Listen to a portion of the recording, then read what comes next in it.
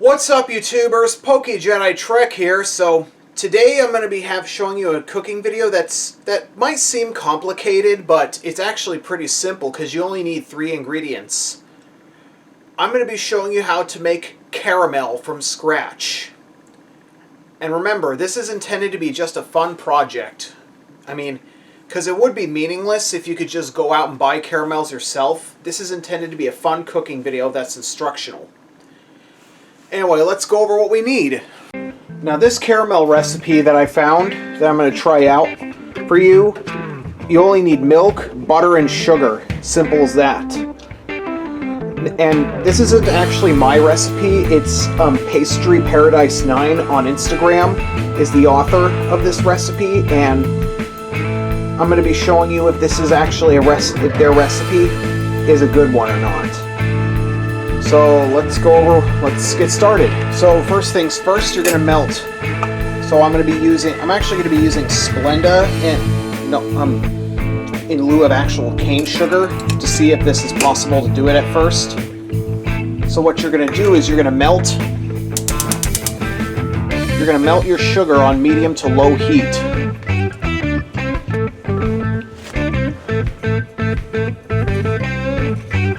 Now, as it melts, it will clump up, but you need to be patient. Now, it's going to clump up as it melts, but yeah, as it clumps, you need to be patient, okay? So yeah, your ultimate goal is to be patient as this thing as the sugar melts.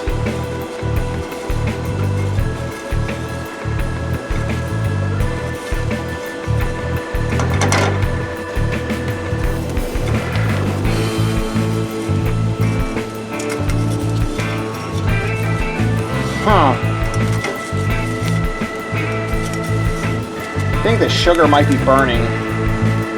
So anyway, I think we're going to move to this next step and add a little bit of butter. So I've just added the butter.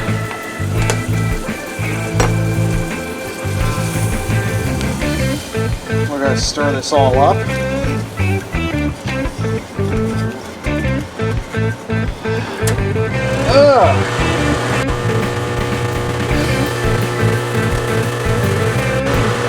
I just added some milk as well. I just added the milk as well to this concoction.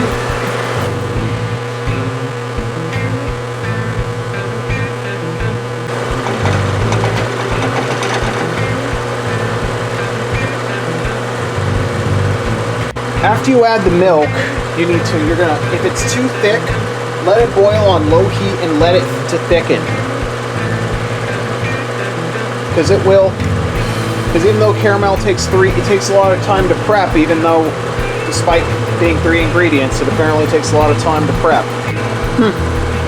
Okay, the caramel is starting to look pretty. So apparently I need to either stir this a lot, or maybe put a lid over it to let it thicken.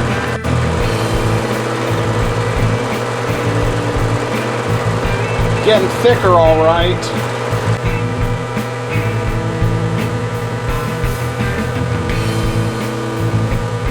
And even though salt is optional if you want it salted, but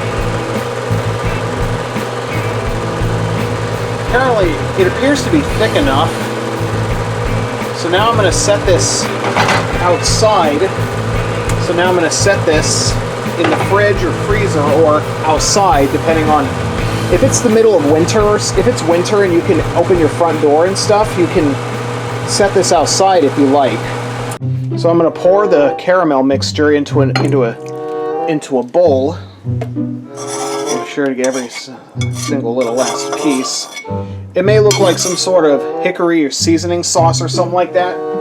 It's supposed to be my attempt at making 3-ingredient caramel.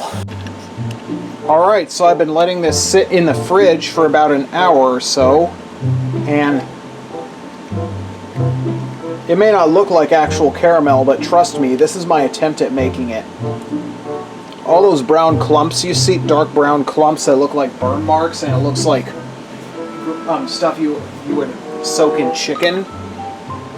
It actually isn't. It's my attempt at making caramel with using Splenda and stevia in lieu of actual cane sugar. So now I'm going to sample some of this. See how it turned out.